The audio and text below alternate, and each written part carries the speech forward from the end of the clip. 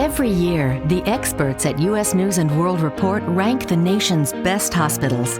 They've recognized St. Vincent as the #1 hospital in Arkansas and listed 8 clinical areas as high-performing specialties. The next closest Arkansas hospital only had 3.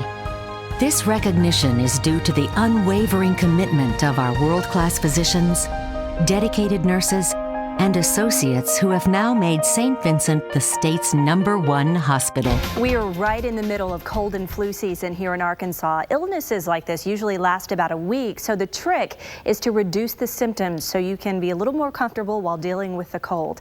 In tonight's Your Health Report, some ideas on how to do that. It's nearly impossible to escape the winter without catching a cold or virus, but there are some things you can do to ease the symptoms when you do become sick.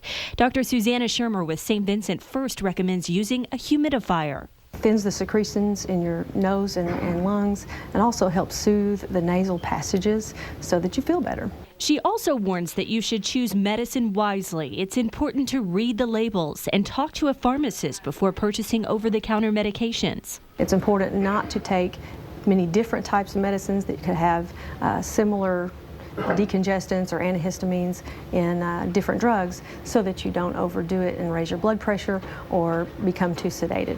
Dr. Shermer doesn't recommend a decongestant nasal spray for more than a few days, but she says menthol rubs do a great job of easing symptoms. Menthol rubs are important. They help a little bit. Rubbed on the chest or neck. Just be sure you don't put them in your nose or ingest them.